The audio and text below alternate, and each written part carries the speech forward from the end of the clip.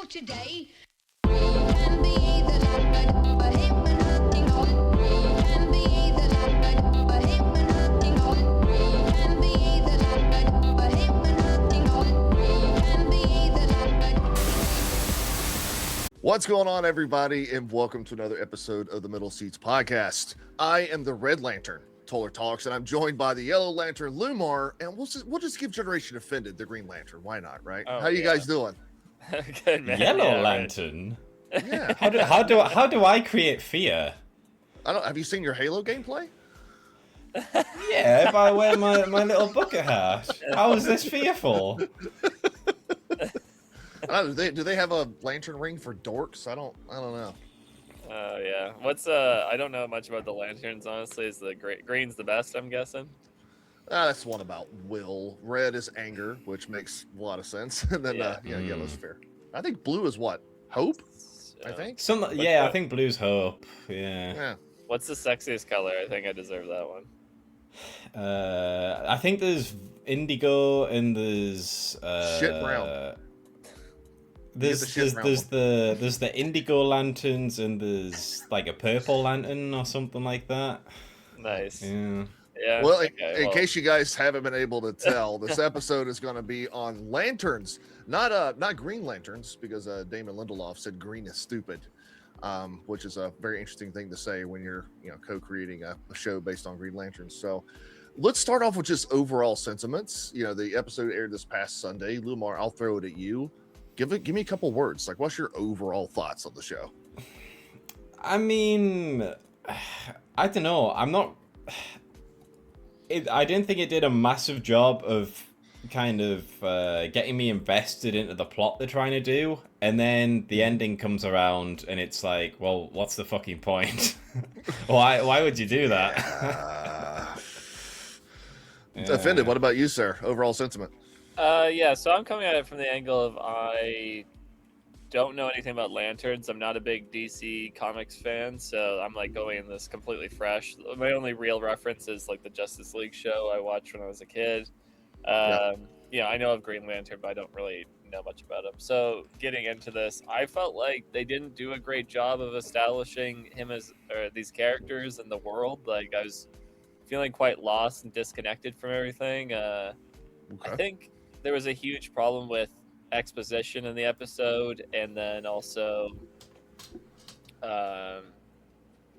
not doing a job of establishing character relationships. So like Hal Jordan and John's character dynamic, I didn't think I think they were going to go with this like buddy cop routine, obviously, where it's like you got the good cop, the guy who's by the book, and then the older, more jaded guy who's having a midlife crisis or whatever. Classic dynamic, but I just didn't really feel like they had good chemistry. I didn't feel like they were playing off each other very well. I thought the whole thing at the beginning with Hal giving him the ring and then driving off a cliff was like kind of over the top. It was like, what the fuck? Yeah. You just kill him? Like, he's never worn the ring before. Figure it out.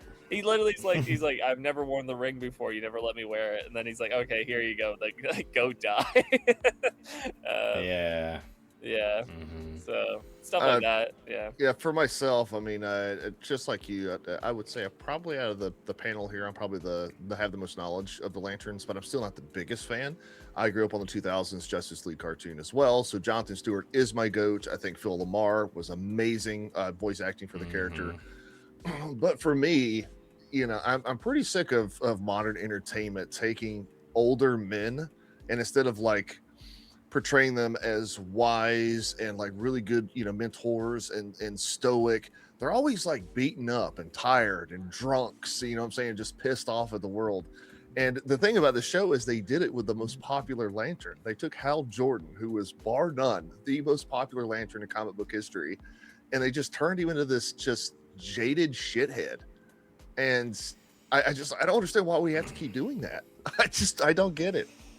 Yeah, I think it's more annoying in this case because the whole point of Green Lanterns is they have tremendous willpower. That they've got the strength to keep going on and being true to themselves and that. And it's like, so you're gonna take that concept and then you're just gonna have someone be a jaded bitter asshole for, I don't know, comedy, I guess. like dynamics. Yeah. Yeah, Like, I mean, Hal in the comics and in the cartoons was a very earnest guy, very approachable, very energetic, very patriotic as well. And then the first still you see of Hal in the show, he shows up looking like a fucking hobo. He's late, and he's just pissed off at the world, driving John back from the gym. So, I guess we're not really gonna, for the folks who are listening, if you want us to go back to like episode breakdowns like we did with the boys, if you think that's something that you want to see, we can definitely go back to that. But we're just going to kind of like break it down, I guess, plot by plot, like the major beats. Starting off with 1996, which is where the show, obviously begins, right? And we see a young John Stewart watching Hal Jordan on a 60 Minutes interview. And his dad is a United States Marine. He comes home with his weapon and decides to shoot an apple off of his head. I'm the Marine here. I won't spearhead this. I'll let you guys go ahead and give me your thoughts, and then I'll bitch. That was just so fucking over the top. Like, I get, it's the army dad. He's, he wants discipline. Marines. He wants his... Marines. Okay, Marine. Sorry, Marine. You had best square your ass away and start shitting me Tiffany cufflinks, or I will definitely fuck you up. He's he serves for his country, and he wants his sons to be, tough men and without fear and stuff like that. But come on, like Robin Hooding a fucking apple off your 10-year-old kid's head or whatever. Like, that is so dumb. That is like, I don't even think, like, no one would do that. I don't think anyone would do that. Here's the thing, Loomar. If you go back and watch the scene, this isn't the first time this has happened. There's bullet holes all in that wall. Mm-hmm. What about you, Offended? I actually shot some pistols the other day. I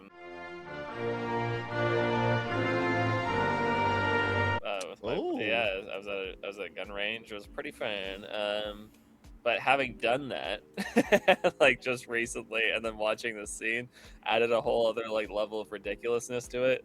Because I'm not a bad shot or anything, but like it's just a reminder of like how inaccurate pistols are, and like shooting at quite close range, it's pretty easy to just miss a beat with that gun, with that kind of firearm. And so shooting, I was probably, I don't know, I want to say like a little less than half the distance, I'd say, away from the kid. Probably that, like the dad was so far away from this kid. Like he was shooting that pistol so far away from where that kid was. It's like, that's a dead aim. Like you're relying so much on your trigger finger not slipping, or like your shoulder not being tensed up. Like at least shoot a rifle if you're gonna shoot a gun. I mean, I got my expert marksmanship in both rifle and pistol call, and I'm still not doing some shit like that. Like that is I mean, I know it's a superhero show, and it's like, don't take it too seriously. But yeah, I mean, I think there's other ways you could show a kid and a dad's relationship about discipline and losing one's fear. Obviously, that's a big topic in the show. Without this level of stupidity, I think you could do like other things to show this kind of regimental fortitude he's trying to give his son, and not be so ridiculous.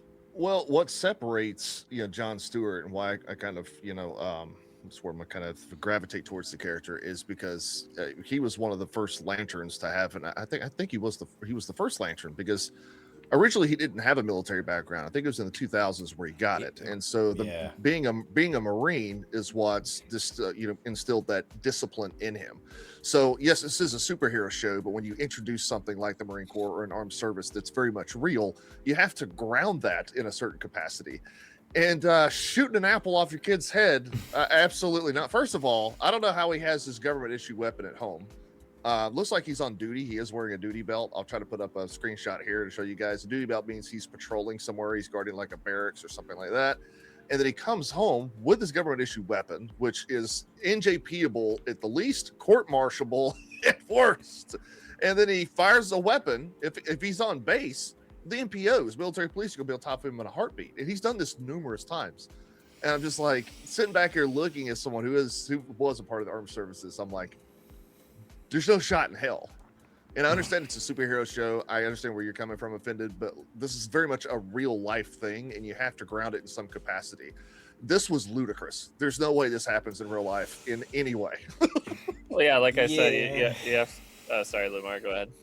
I was just gonna say, like, if you're gonna do this, if that's how you're gonna like portray their relationship, like, have it be called out for what it is, which is abusive.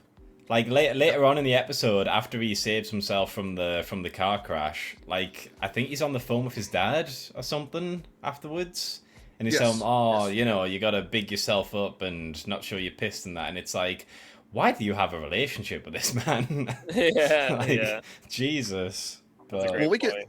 we can move into that. I mean, so yeah, the next thing, obviously, we see John. He's grown up. It's like 10 years later, I believe. He's at the gym. Aaron Pierre, who It was plays 20 the years character, later, isn't it? 20 years. Is Right, it 20 years? it's 20 1996 to Yes, 2016. yeah, 20. Yeah, okay, yeah, 20 years later. So he's roughly late 20s. And Aaron Pierre, I'm not sold on his performance as John Stewart, but big, massive guy. Hal Jordan shows up, picks him up, and they're doing training exercises, like Loomar was talking about. He pretty much just goes, "Here's the ring," puts it on the dashboard, says "fuck you," jumps out of the car, and tells Hal to save himself. It jumped up a notch. It did, didn't it? Where did this guy? I don't get it. yeah, I mean, I think the thing that makes it worse is like 30 seconds or a minute earlier, they literally established that he's not being allowed to even touch the ring at this point. Like, he has no idea how to manifest things properly, and No, then he doesn't know how he's to play just it. No. he's just throwing him off a cliff and expecting him to manage to somehow grab the ring, put it on his finger, and then know what to do to protect himself. I mean, he was trying to kill him, basically.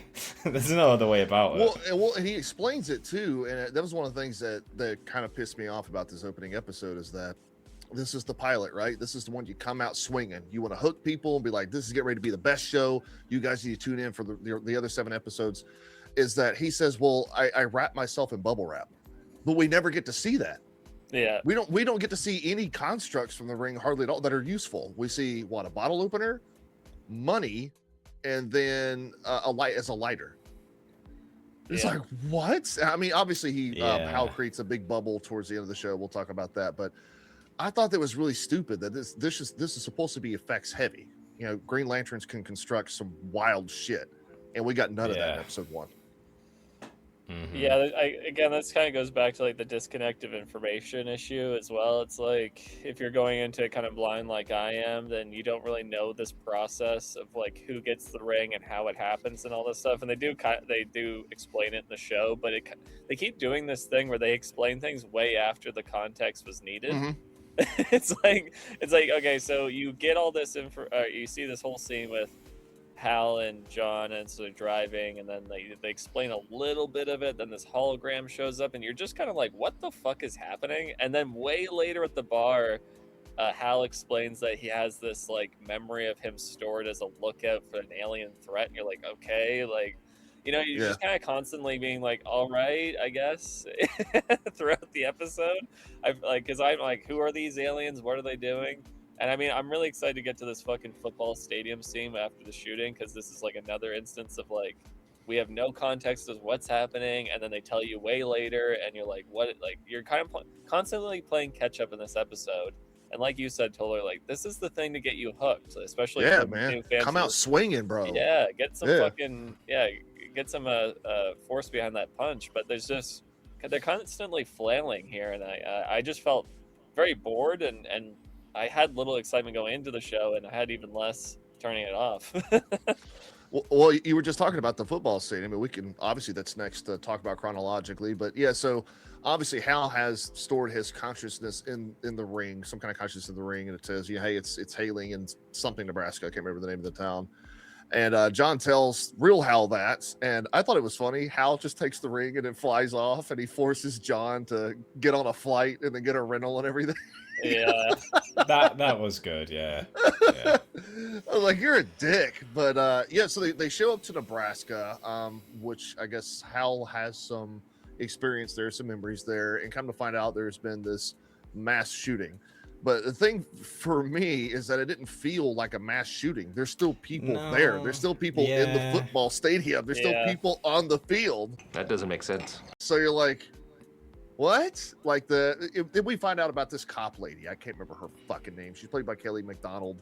Just another plank of wood. And I'll throw this at you guys to get your thoughts on it. The thing that took me back on this is not only has Hal been portrayed as this, dying shitheads, alcoholic, kind of old man, right? But nobody in this town respects him. This lady cop comes up and pretty much just starts talking shit to him. Yeah. He's like, hey, I'm a superhero. I'm an intergalactic police officer. I'm here to help. And she pretty much just says, go fuck yourself. You don't have jurisdiction here. Like, I'm sorry, what? Could you imagine if Batman showed up and you were like, nah, man, we don't need you. Like, go away, bro. No.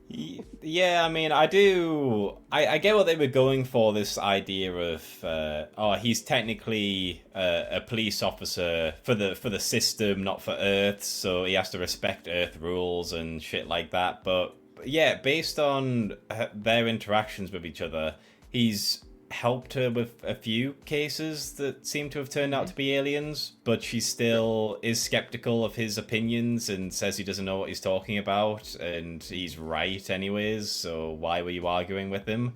Like, she knows about the guy in the short sleeves is an alien, so she already knows that he's right, but she's still arguing with him for some reason.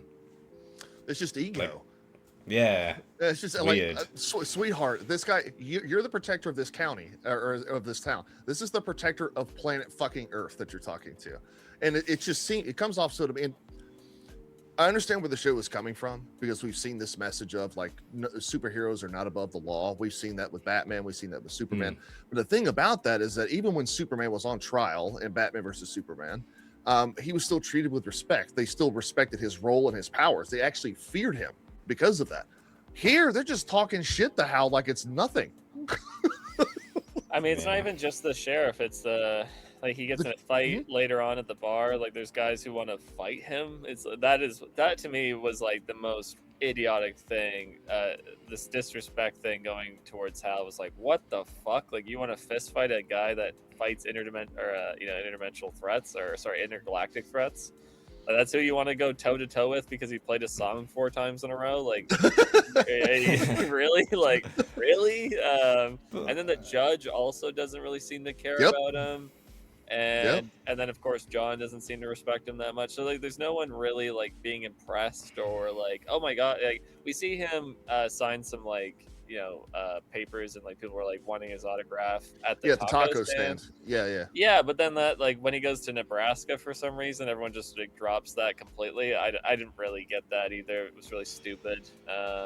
Well, they were trying to go for this whole rural town, and they're shut off, and they really don't watch the news. You know what I'm saying? And I'm like, there's no, but this guy protects a part of the galaxy. There's no way you're not going to hear of him. The thing is, right, if they just stuck with that, and it's like, oh, some of these people don't know who he is because he's not wearing the uniform and shit like that, then I could maybe like understand it a bit more. Like, why would you pick a fight with a Green Lantern unless you don't know who he is? Like, if it's just some regular looking dude who's pissed you off and you're drunk, then yeah, you'd probably take a swing at him. But they call him by his name. They say, Hal, if you play this song one more fucking time or whatever. So they know he's an intergalactic superhero who can fucking do all this crazy magical shit. And he's just treated like some average like guy they get in a fight with every now and then in the bar. Like, they really do just piss all over Hal Jordan throughout this entire episode. Well, the scene that we're talking about, so we were at the football fields, and John kind of steps outside of his pay grade and goes down and talks to the lady cop, and Hal knows the moment he goes down there, he's like, hey, you're an anomaly, you look kind of suspicious, the guy who's behind it's going to run. But that's exactly what happens. I think his name is Waylon Sanders, I believe it is. He takes off, and the funny thing about that scene to me was that Waylon Sanders is an alien. Okay, so we can assume his physiology is a lot better than ours. Got it. Then you have Aaron Pierre. I'll put photos of him up here on the screen. The guy that plays John Stewart, who is in peak physical condition. I don't know how. He's a vegan. I guess steroids are vegan. Whatever. He's in peak physical condition. He's 6'3", and he's taking off, trying to catch this guy. And I'm like, okay, this is a cool chase scene. And then you have the frumpy 5'2", 50-year-old cop lady who somehow is able to keep up with them in some capacity without absolutely falling over. I don't know how she did it. Oh man, well actually, I really had beef with how John ran, like the actor. I don't know, it is so bad. Like the Matrix. Yeah, but he's like, I don't know, his feet were moving that far apart when he was running. And his arms were moving too much. I don't know, it just looked kind of weird and janky. But I'm just saying I can believe it. This guy's in peak physical condition. I can believe that he would be able to keep up with an alien. I can believe that. But the 5'2", 50-year-old cop, not at all. I mean, to get nitpicky, but like, I hated how he cut off the alien. Like, he's never been to the stadium before. He has no idea where the alien's running, and there's not like a clear. Like, usually when in a scene, chase scene, when a character decides to cut someone off, there's a clear line as to where the person who is running is going, and the person who's chasing can see where they'll end up, and then they cut them off, right? That doesn't happen in this. He just decides to run out a back door where he has no idea where it's going. It could easily lead to a closet or to a room that doesn't go anywhere. And he's like, "Yep, yeah. I know where he's running." It's like, he's running after him, and then he turns around and goes in the opposite direction to a different door, and he somehow still manages to get out in front of him. Yeah. I thought like Hal was going to step in and he was going to be the one who takes him out, but apparently Hal was going to just sit there and not do anything. Because he's not there. He's not there when they arrest him. He's not just stood off to the side watching. Like, we don't see what he's doing. So as far as we're aware, he's still just sat there in the stadium, just being there. He has this cringy ass line where he's like, "This is a weapon. You got to know when to use it. That's part of the job." And it's like, didn't you just give John the ring and then drive his fucking car off a fucking cliff? Like, what are you talking about? And throughout the whole episode, he just uses it for fucking party tricks. So yeah. Exactly. Well, it's like they don't know whether to make Hal this reckless asshole who doesn't care about the ring and like seems to like use it kind of like as a party trick, or they're like, oh, he actually takes this really seriously and he's trying to teach John a lesson. It's like they can't pick which lane they want to go in half the time, so they just have him like jumping back and forth constantly from scene to scene. Whatever they need him to be in that scene, he'll be that. Like, if they need him to be this kind of like wise, like, oh, you got to use the ring only when you need to, it's a weapon. It's like, all right, let me open that beer for you. Here you go. Yeah, exactly. Yeah. Well, that's what causes the next scene, is that you guys are talking about, where was Hal when all this happened? And so Waylon gets arrested and Hal wants to talk to him. The cop's not going to let him. And so he has the brilliant plan of, this is what we were just talking about at the bar. He's like, hey, I'm going to start a fight so I can get arrested. And hopefully the police will put me in a cell next to the alien guy that I want to talk to. Even though the asshole cop lady would obviously see that plan coming from a mile away, which she does. That's exactly what happens. She does see it coming from a mile away. They're at the bar and this fight has gone down. Hal has gotten arrested, but then John runs into this. Oh wait, no. Yeah, I call her a burlap sack because that's what she looks like.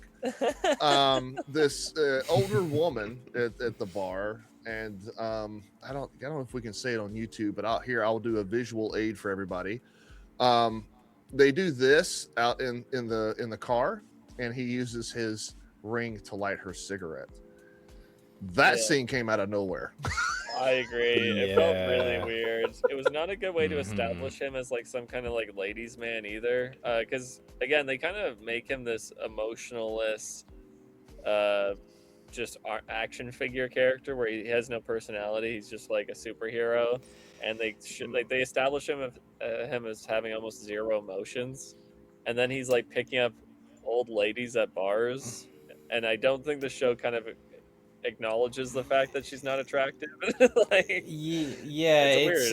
It's weird because obviously we've seen the Justice League TV show, and John was kind of like a bit of a ladies' man in that show. He's charismatic, he's had a few relationships throughout the comics and that.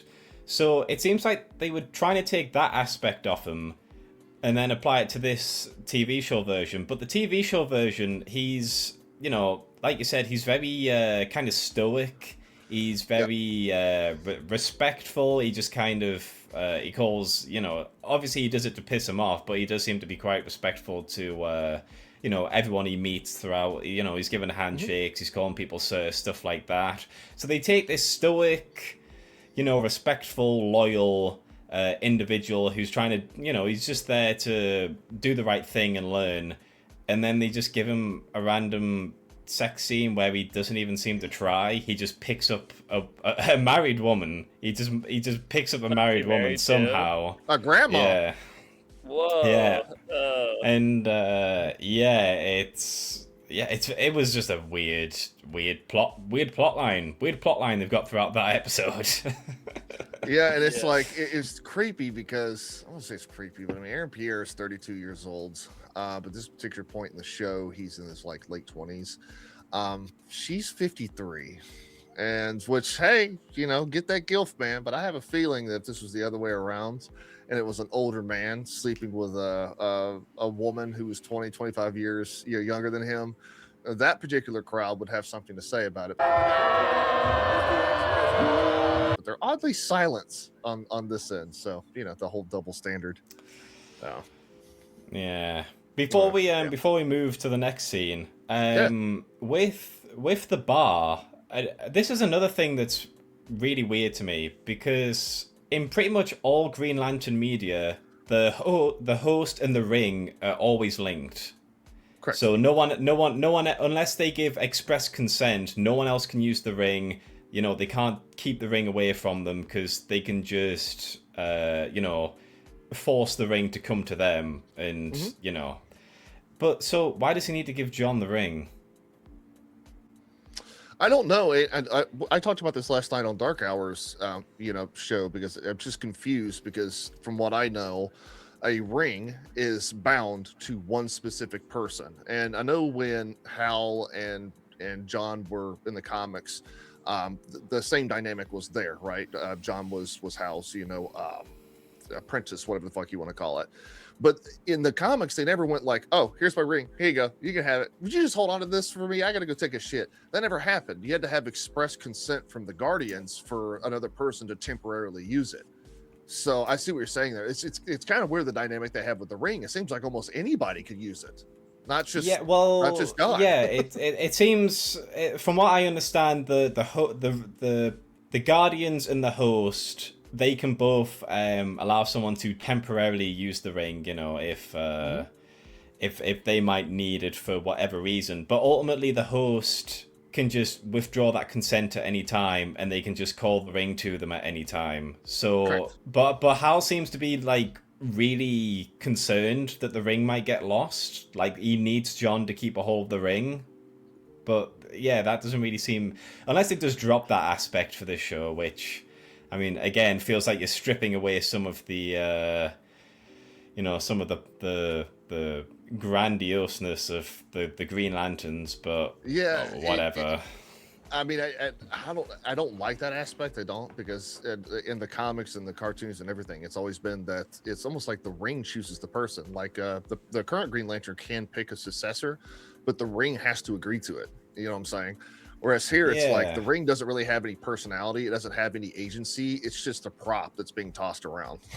Yeah, the ring, kind of like Mjolnir. Like, the ring, so other people could use it with, like, Thor's consent, and it just comes to Thor when he needs it. He doesn't need to keep a hold of it or whatever. And that's just kind of what the Green Lantern rings were as well, but I guess not in this show, for whatever reason. What about you, Offended? I know you're not well versed, but you kind of smell what we're stepping in here.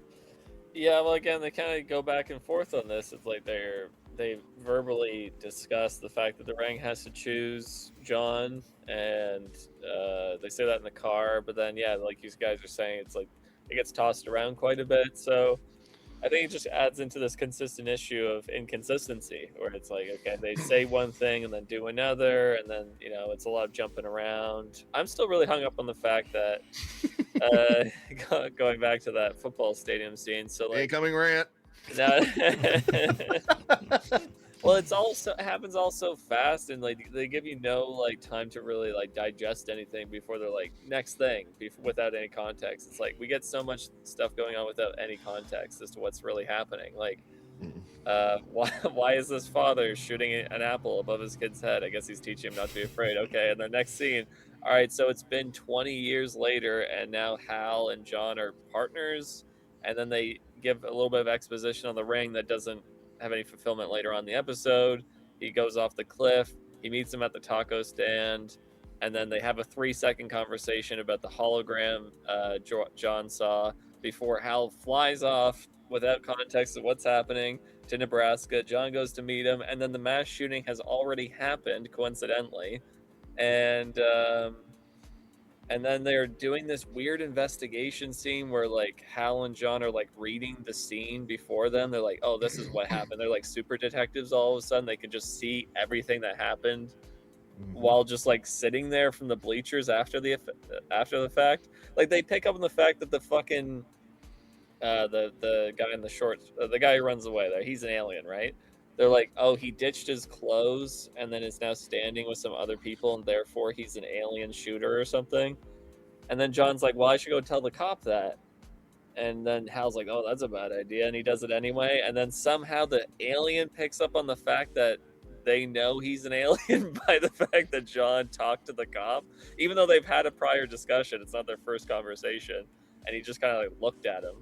You know what I mean? Like, there's just so much happening in this scene, and you're like, what the fuck is actually going on, and what is everyone trying to do? Well, I couldn't get beyond how the cop reacted to everything, because as someone, you know, with armed services, you know, experience, she did that all wrong. Like, I'm sorry, lady, a mass shooting just happened. Yeah. And you're allowing all of these people to still be around. Your objective right now, she goes, well, I don't want him to start shooting again. Are you fucking retarded? Yeah. Your job right now is to get everybody off what we call the X. The X is where the particular incident happened. You want to get all innocent people away from the X. You can keep people that you think may be a suspect, but everyone else needs to leave. But she's just allowing all this to continue on. And I'm like, what? Oh my God. Well, the fact that he goes down there and informs her that the guy's an alien, and she's like, I know. And you just gave it away. Like it's like, well, why detain him? You have so many guys, you have all the police around you right now. You've created a perimeter. Why aren't you just using them to grab him immediately? If you know that it's him somehow because there's a sweater on the fucking ground near him. Like, that was the giveaway. Oh God, it was just so fucking dumb. And then also like another, like, again, they say something, then they don't really fulfill it. So the cop, when he initially lets John in, and he gives him all the sass about being a sidekick and shit. Again, another instance of someone being a dick to a superhero for no reason, even though they're like way more powerful. He's like, stay off the green or something. And then John just goes on the green without any issue. He just walks right into the middle of the field and looks around, and no one gives him any, like, you know what I mean? He's just... It was just another, like, why did you say that? Well, it's this constant, just like I said, they just keep pounding Hal into the ground. Everything he says doesn't matter. Everybody treats him like shit. I mean, that's the next scene. So, like, obviously, you know, he wanted to get arrested so that he could be put into a jail cell next to the aliens so he could question him. Well, obviously, the cop lady, just like everybody else who isn't stupid, knew this was coming, and she was like, no, we're not doing that. He's got to be arraigned, and he's been placed somewhere else. And so we see the arraignment. Hal goes in front of this judge, and we've already talked about this a little bit, but it plays into this current conversation where the judge is just sitting there. She's like, well, what agency do you work for? And he's like, I'm a Green Lantern. I protect this planet. That's me. And she's just like, I don't give a shit. That's not the FBI. That's not this or whatever. Yeah. I'm sort of like, well, like, where is this coming from? How come nobody respects the fact that he is an intergalactic superhero? Yeah, I feel like his backstory would have been talked about numerous times. I don't really know why she needs to ask those questions. It would have made more sense if she was like, so just to confirm, you're a Green Lantern from the Green Lantern Corps and you patrol the sector, and he's like, yeah, that's me. Like, that would have made more sense. But no, it just seems like no one knows. They know who he is as a person, but they don't seem to know his job. Like, that seems to be what keeps happening. Well, also the fact that you like, the judge is now there's a whole risk here of pissing off Hal Jordan to the point where he's obviously quite reckless. He's a superhero, so he's a threat. He could easily escape the bounds of the law quite quickly. They kind of acknowledge that. But plus, he's a works flight risk. Yeah, I know. But the other fucking fear that I would have as a like the leader of a town, right, or like someone like a judge would, the authority of the judge. You wouldn't want to piss off the Green Lantern Corps, right? Like there would be a whole thing about like, okay, we want to keep these guys our friends because if there's an intergalactic threat in our town, we want them to come help us. But if we're arresting the Green Lanterns for essentially doing their job when they show up and then setting ridiculous bails and stuff just because I'm a sassy bitch, like they might, like you just never know. They could just be like, no, we're not going to send our Green Lanterns there anymore because they're fucking annoying people and they don't deserve our help. Not that they would do that. Obviously, they're superheroes. But again, the fact that the judge doesn't even consider this and is just like openly trying to piss off an intergalactic police force doesn't make any sense. Like treat them with respect. They are saving you all the time. Like that's what I said in my review. Like I understand the approach here. I understand that the show is trying to say nobody is above the law. Not even a superhero, not even a Green Lantern. They have to be treated the same as everyone else when it comes down to the legal system here in the US. I get that. Like I said, they did it with Superman, they did it with Batman, they did it with everybody. But the difference is that there's like, I always say there's almost like a disdain for him. Like they hate him. And it's like, wait a minute.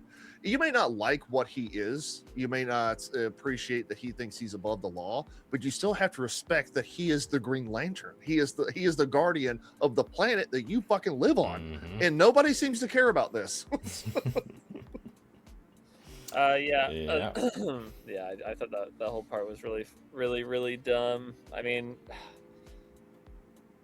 why would you not try to win this guy over in any way? Like even as the police chief, right? She's like, "Oh, I'm not going to let you interrogate this prisoner." Why? Why not? What do you have to gain from? What do you have to lose from him interrogating him? You only can gain because if he's right, then you have a serious problem that you are not equipped to deal with. And if he's wrong, it's ego and arrogance is what it is. Yeah, and if he's wrong, then he'll leave. Like you clearly don't want him here. So then, if you're right and he's just a dude, then Hal will leave. He'll fuck off. And if he's right, then you have a huge ally in a fight that you desperately need an ally in. So fucking dumb. Yeah, it's. I mean, literally in the final 10 minutes of the episode, she lets him in anyways, and in 3 minutes he figures out there's an entire alien plot going on. So I mean, literally 3 minutes he would have saved so much time. And they would have been able to get on it quicker, but no, everyone has to be fucking idiots. So yeah, so you're just saying, so he does actually get to interrogate the guy. Well, we've been talking about how nobody seems to care that Hal is the Green Lantern, right? Well, there is one guy that does care. I can't remember the name of his character. I just know his name's Garrett Dillahunt. That's the name of the actor. He's a guy who was on Raising Hope for the longest time. He's not doing that anymore. He is now playing a walking political allegory. For immigration and white nationalism. So this mega multi-millionaire guy bails Hal Jordan out. The judge, I think, set the bail at $100,000 because she's a fucking asshole. Bails him out, brings him and John to dinner to kind of question them. He's questioning the Green Lanterns. What's your prerogative? Do you guys actually care about Earth? And he puts it out there that he doesn't like colonization, and that he believes that only people who should be on Earth are the people who were born on Earth. I wonder if that has anything to do with current immigration. Are you stupid?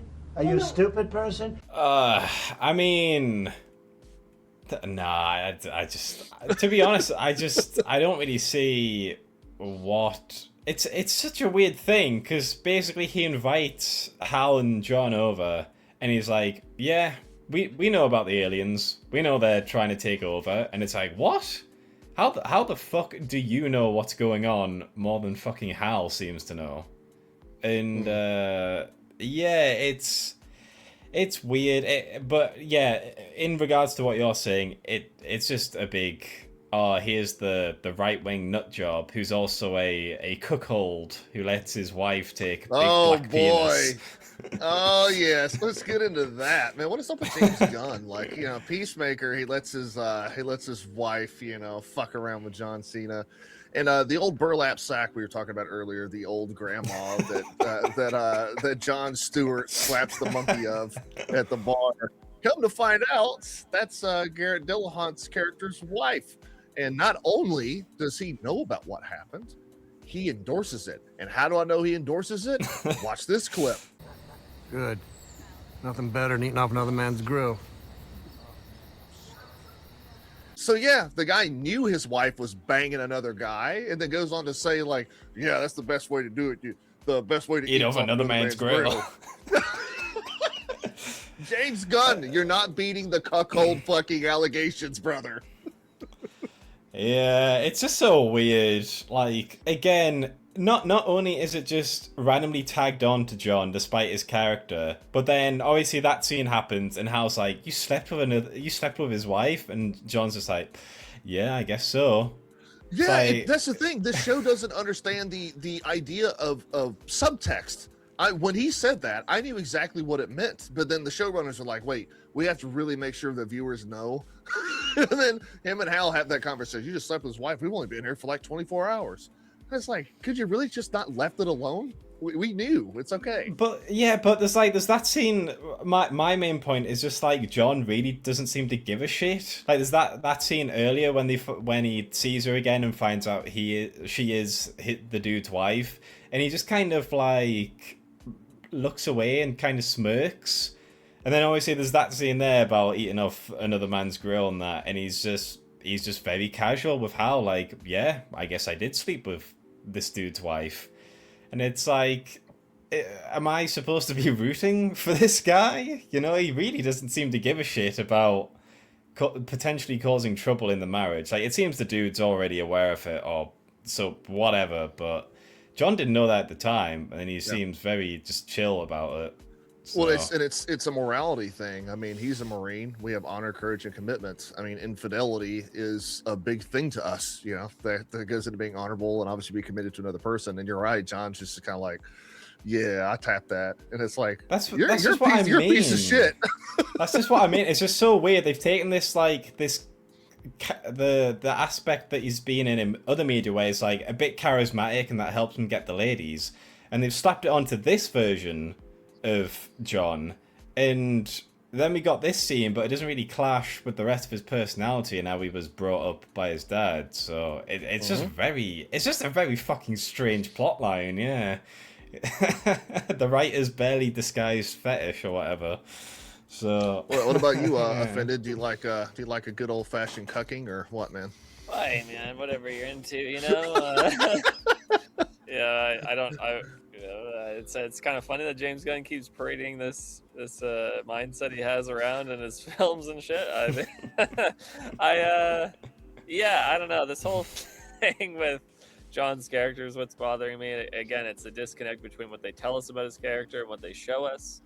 You know, they obviously want to tell us he's a bit of a charmer. He's good with the ladies and all this stuff, but he's, like Loomar said, he's very stoic. He's very dry. He doesn't have a lot of personality or wit. The things that would make a woman attracted to you. And if you're just going off the fact that like she likes him because he's a trainee superhero, then I guess fine. But he's all he does is essentially explain to her his job, and then she's like, "Yeah, I can fuck you now." That's like, damn, get in me now.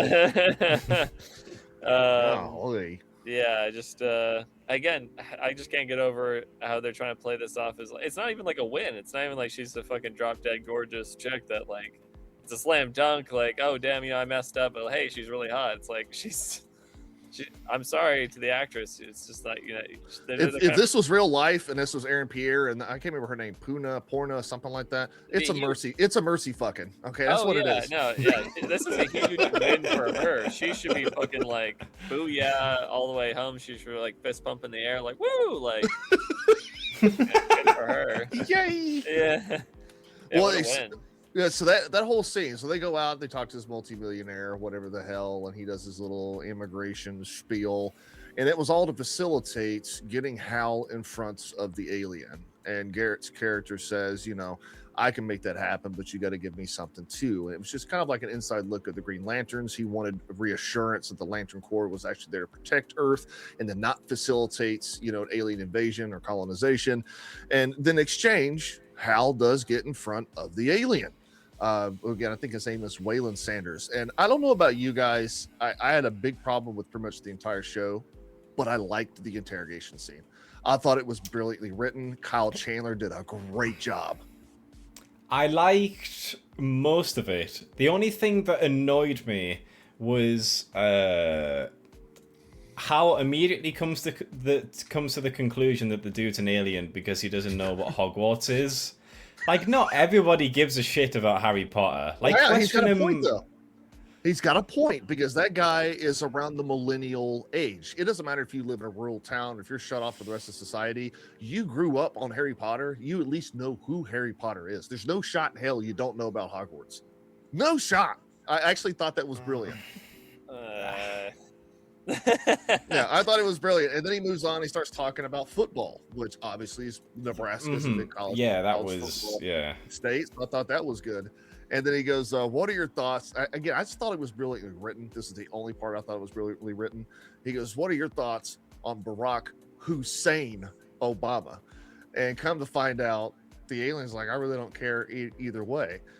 But if you're a Midwesterner, you would 100% care about the election in Obama. The Midwest did not like the guy at all. So the fact that the alien just kind of shrugged it off and then decided to kind of give, to rattle off some Wikipedia knowledge about, something about his birth certificate, this, that, and the other, didn't seem genuine. And then Hal knew immediately. He's like, "Yeah, you're a fucking alien." Yeah, I like that part. Just the fucking Hogwarts part. I think that was, jumped to conclusions a bit too soon. But yeah, that part where he's like, "What's your opinion on Barack Hussein Obama?" And he's like, "He's the current president. He came after George W. Bush. There's some drama around his birth certificate." And it's like, "Yeah, you're a fucking alien." That was good. Yeah. I thought he did that, and I thought the dialogue was really good. I can't remember the name of the actor that plays the alien. He's a pretty good actor too. And the reason why he did all those questions is he was trying to separate what an actual answer was from what someone would have researched. And that's what the alien was doing. He was essentially regurgitating information in the way that he went and looked it up, as opposed to growing up knowing the stuff or seeing it. So I thought it was pretty good. And then coming to find out, the alien's like, "Yeah, so let's say I am an alien. Right? Let's say I am. I'm here with a plan, maybe some revenge. What I probably wouldn't want to be captured. What do you think would happen?" And Hal's like, "Maybe a cyanide pill." And he's like, "No, I'm just going to blow myself up," which is exactly what happens. He Allah Akbars himself right there in the interrogation room. And for the first time in this episode, we actually get to see the lantern ring do something productive. Hal jumps on top of it. He constructs this bubble and holds it together, and the guy blows up. Some of the building gets blown up too, but he actually protects the town. What do you think about that? I mean, yeah, it's when he's actually doing Green Lantern shit, yeah, it's kind of cool. Even if it's like even if it's basic shit like making a bubble around an explosion, you're seeing the practicality of the Green Lanterns. I'm really hoping we get to see some, a little bit more creativity. I think John says he wrapped himself in bubble wrap during the car crash thing. So seeing more, seeing more different ideas being constructed with the rings in the future episodes, that'd be pretty cool. But as a start, using the ring as a bubble to contain the explosion, it was all right. Yeah. It's a basic kind of starting point, so yeah, it was pretty cool. The only issue I had with it is that we got to hear the oath for the first time, and it comes out as a joke from the alien. And the issue I had with this, and I hate doing this, was like I said, I really think this was a great scene, but I find it odd that the alien knew what a Green Lantern was. He knew what the core was. He knew that lanterns had to recharge their rings, and he even knew their oath. But he had no idea that Hal was a Green Lantern. No clue. And it's like, you're an alien who was sent here on a revenge mission. Two things should have happened. One, you should have been told who the current Lantern was. He said he'd been there for about 5 or 6 years. He should have known who the current Lantern was because, hello, that's your enemy. Or number two, you should have been tasked with finding that information out. The alien had no idea who Hal was, but knew everything about Green Lanterns. And I'm like, that's kind of odd. Yeah. I just want to quickly circle back to your point about the Obama thing. I just sorry, just to go back to that quickly before I lose this thought. I don't really like. I don't really like it when a franchise like this brings in real life presidents and stuff like that, like real life political history, too often, because it's been established that this is a much different alternate universe to our own. Like True. Alien's been around for a while, and so like, does that mean Donald Trump is president in Gunn's universe? In Superman, yeah, it's in Superman? 2025. As Superman, it's Trump, yeah. It's Yeah, President like Trump, you know what I mean? yeah. Like, yeah, I think you just get into this murky water where it's like, what's real history? Is this a different reality, or is this just our reality with like some tweaking to it? I Fair think enough. it's better when they just kind of go off brand and they're like, oh, it's like some silly, ultra American name. It's like William Marshall is president, like, something like that. And like, And his vice president, Joe Bob Billy Bob. yeah, exactly. Like, just go for that. Like something like The Boys does that, for example, where they don't have like the real president. They have Dakota Bob as president. That's fair enough. I guess yeah. that's fair criticism, I guess. Yeah. Well, it gives you a lot more flexibility in the storytelling as well, because then when you want to bring the president in, you don't need to like be like, oh, this is well, we can't bring the president in because we brought up Obama and we brought up Bush, and are we going to bring Joe Biden and Trump into this at some point? Like, you know what I mean? It's just Touch my leg hair. yeah, I mean, and obviously, like with world-altering threats and stuff like that, having the president in the story isn't like unusual or unheard of. So yeah, I think that's a mistake to bring in real life. Okay, politics. listen here, guys. We have an intergalactic threat. We need to call the Green Lanterns, okay? Yeah, Superman tells me I'm the best president. I'm the best president that's ever been, so yeah. So we finally see Hal do something productive. We see him be a lantern. Not only is he right about this guy being an alien, but he constructs this bubble. He actually throws his life on the line too. He's there pressed up against the bubble, making sure that it doesn't explode and kills anyone. He actually is a Green Lantern. I'm like, fuck yes. And then we cut to 2026. We're like, wait a minute. This is a great moment. We're not going to sit here and just breathe it in for a little bit. No, we immediately go to 2026. We see John Stewart driving through the snow, and he's been called back to Nebraska to the same football stadium they were at 10 years prior. And come to find out, there he is, the most popular Green Lantern in all of comic book history by a very large margin. Hal Jordan is dead on the bleachers, a gunshot wound in his head. And come to find out, the lantern ring is no longer on his hand. Fuck. I don't like how we continue to do this in modern media, where you have a certain character that pretty much the entire show shits on, or the film shits on. They finally get a really good moments of heroism. They do something that's totally fucking awesome that you can rally behind, just to find out they die. I just had this happen with the end of Oak Street. Ewan McGregor's character is a bitch the entire film and gets talked down to by his wife. He finally has an act of heroism. He gets out there, he's hitting this dinosaur with a sledgehammer, and then he dies 5 seconds later.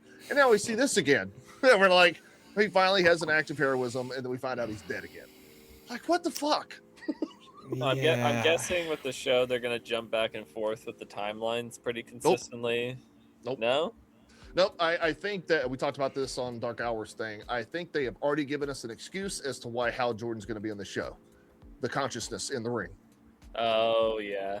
I think that's going to be their way of keeping him around. They may flash back and forth. I think you may be right, especially kind of filling in some of the history and building these characters. But I think with modern events, it's going to be that consciousness in the ring. Right. That makes sense. Mm-hmm. Yeah. Lumar, what you think, man? I just you seem downtrodden. again. I just don't see the the point in doing it. Like, because again, it's like, oh, so whatever happens in 2016, whatever developments he goes on, if he gets in a relationship or something big happens, I don't give a shit because you've already said that he's gonna die. I mean, it's not necessarily the end of the world to build up to like spend more time on a character where you already know the ending. The past 10 years of fucking Disney Star Wars, the only interesting thing they've done is Andor, and that's been building up a character that we saw die 10 years ago. But I don't know. I guess the thing is, I think Rogue One is probably the best Star Wars film that Disney have managed to make. Oh, easily, yes. Yeah, so actually having something else that expands on one of the characters in that was pretty good. He again, I just wasn't really drawn in as much as I wanted to be.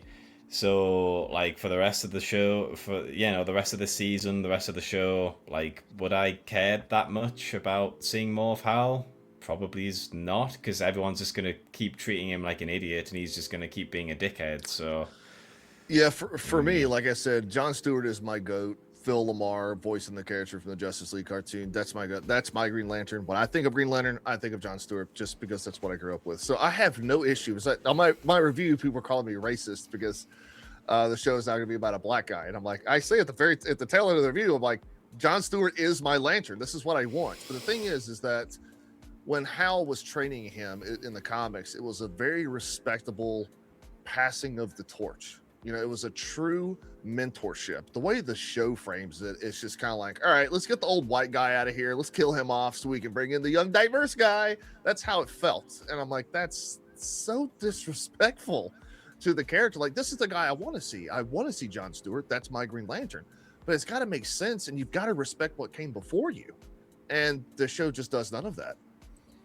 I think the other thing too is that Hal is a much more like interesting character on screen. Like John is just, they've made him so dry and so in the show, boring. yes. Yeah, the show. That's what I mean. Like it's just like he has no personality. He's just this robot that walks around and fucks old ladies. There's no agreed. I don't really connect with him as a character. Like at least Hal's like, I know he's not written perfectly, but he just has a bit more screen presence. He's a bit more chaotic and like has a bit more. And Kyle Chandler's a great actor too. I think he did a great job of what he had. Yeah, exactly. I think he does a great job. But I'm with you. I'm not sold on Aaron Pierre. I was actually, I can't remember whose show I appeared on where I said I was actually kind of hyped that Aaron Pierre was going to be John Stewart. So I'm like, this guy's a pretty good actor. He's got the the body for it, the tone. You know what I'm saying? He feels like a Marine that would end up becoming a intergalactic superhero. But you're right. He's robotic. There's no, and I get that's kind of the point of John Stewart is that, he's disciplined and stoic, but the character's still very charismatic. And outside of sleeping with an old burlap sack, we didn't get any of that in this episode with him. So I'm kind of, as a John Stewart fanboy, like I said, that's my Lantern. I'm pretty disappointed with his characterization so far. Yeah. I don't know. Have you guys seen the teaser for? I guess they released the first 5 minutes of episode 2. Have you guys seen it? I haven't. No, I'll be honest. I'm not super intrigued by the show. I think like the first episode didn't really grab me too hard, and I mean I'm going off the back of Peacemaker as well, right? Like everyone else. That was season 2 of Peacemaker was like particularly bad and horribly written and boring. And so it feels very much in the same vein as that, where it's like you're bringing in your stupid politics, you're misrepresenting these characters. There's a lot of cuckolding. I just don't. I'm not here for it. Really, I'm just not loving it. I mean, Peacemaker season 2 really broke the DC universe for me. So the fact that they were like, oh hey, John Cena goes to a Nazi universe, and everything's great. Everyone's fine. Everyone's really happy. There's like no crime. That's and, not saying what you think it's saying, James Gunn. Yeah. Exactly, yeah. And then the message is, oh well, we're not that different from the Nazis. That was literally their takeaway. And what? What's going on? Well, I think you've got a point. I just think it's I think it could be expanded on. I mean, you're talking about Peacemaker, but if you look at James Gunn as a whole, right? Superman, I think we can all agree was mid. It wasn't the worst time. It wasn't the best time, but it was pretty mid. And Superman is supposed to be the best of the best. So the fact it's mid's a bad thing. Creature Commandos, it was all right. It wasn't great.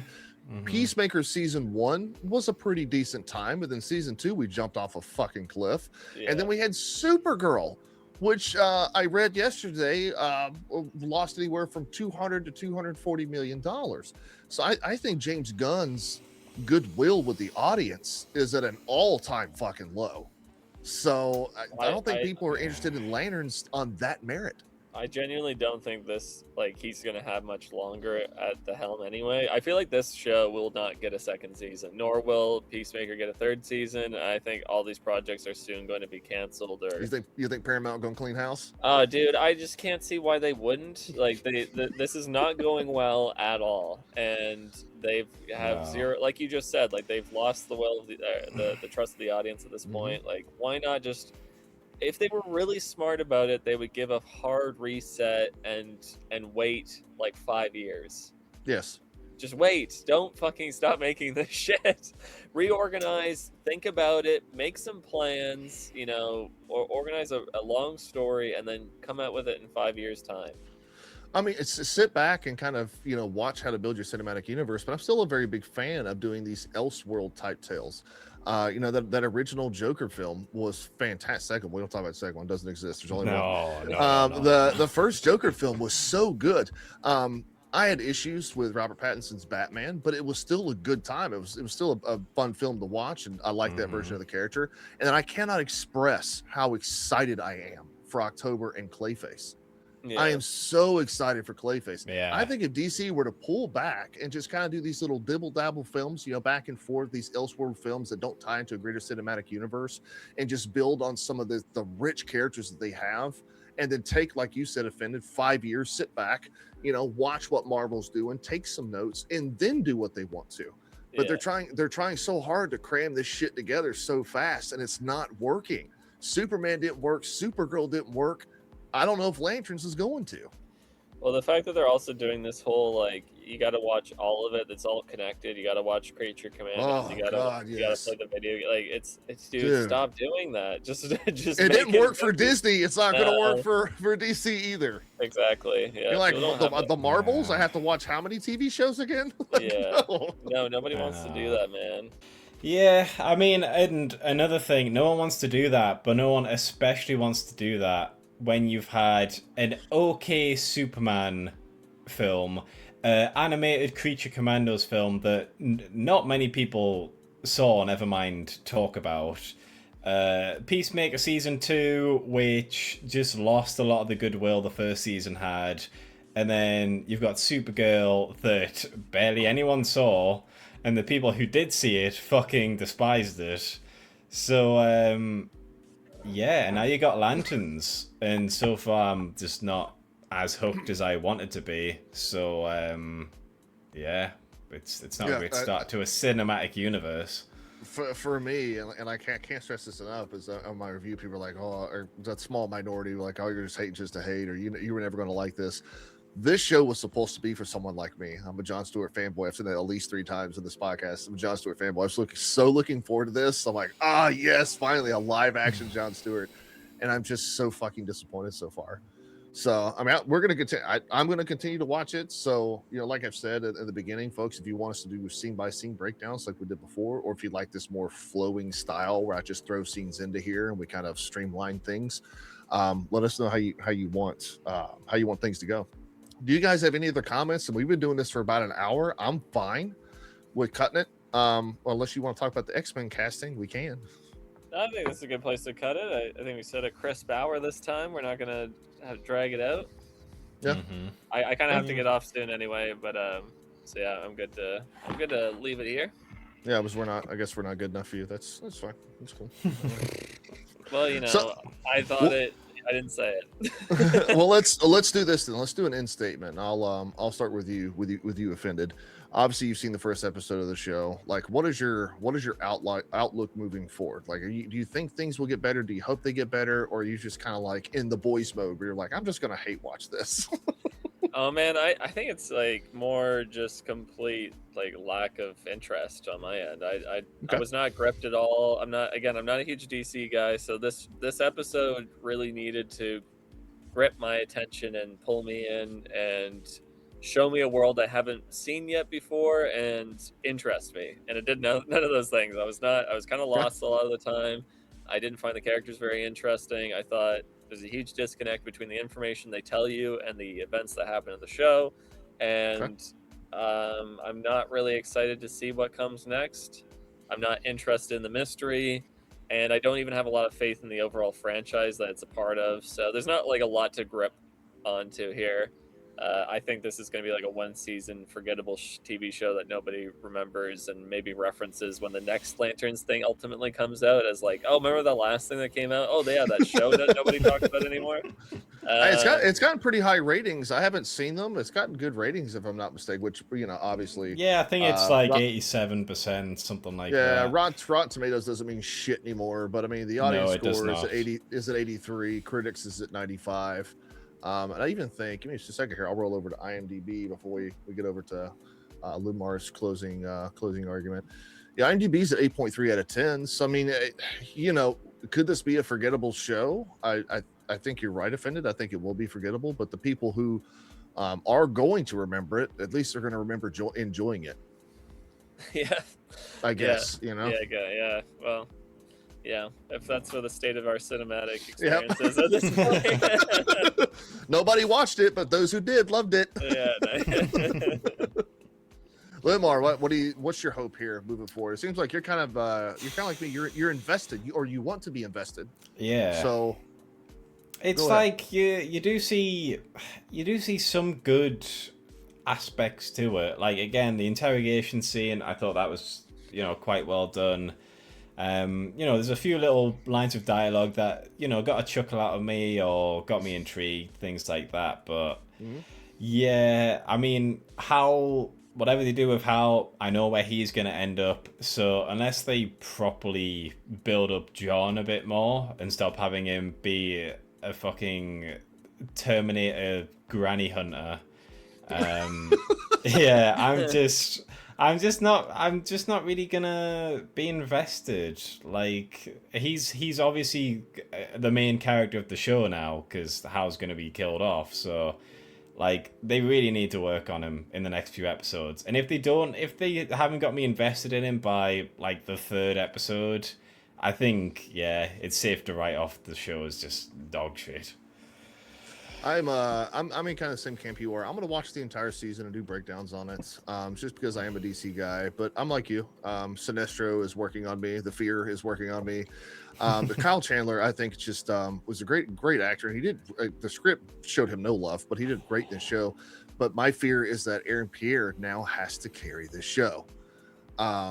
He's going to be the main character, and so far there is zero charisma, zero gravitas, nothing. He's, as Offended said earlier, he's kind of just this walking robot, and I hate that because he's playing my Lanterns. So I don't know. I don't have high hope, but I hope that the show gives me some, at least maybe in episode 2. It's kind of hard to judge something off of one episode.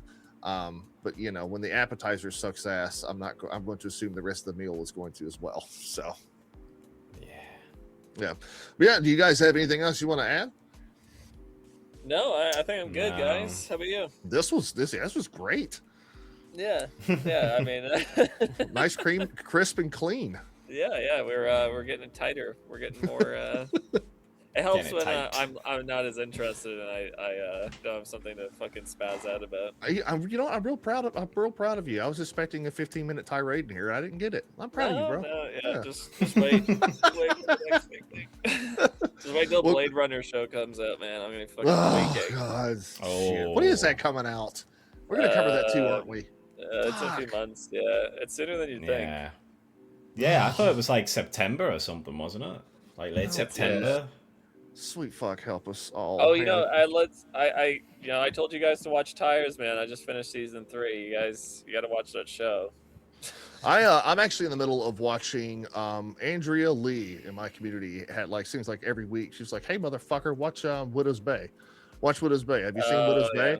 I just started it. I'm 3 episodes in. It's actually pretty fucking good. It's like From, except without all the stupid questions that never get answered. Oh yeah. Yeah, my girlfriend likes Widow's Bay. She's been talking about it. So. Yeah, Blade Runner's not till November, so we'll have a little bit of a reprieve. Yeah, a little bit of a reprieve. So, but from Loomar, Generation Offended, myself here at the middle seats, we do appreciate everybody for listening in. Again, all of your inputs, any comments, we're going to go back to answering comments that you guys put down the section below, just because we're now analyzing a specific show. So if you have anything you want to add, please make sure to do so. Just be forewarned, you may show up in the next episode. Gentlemen, we ready to head out? I am, yeah. All right. Well, we Yeah. appreciate everybody for listening in, and yeah, we'll catch you next week. Bye. If you enjoyed this podcast, make sure to subscribe to the channel and check back each week for a new episode. On behalf of the Middle Seats, thank you for watching.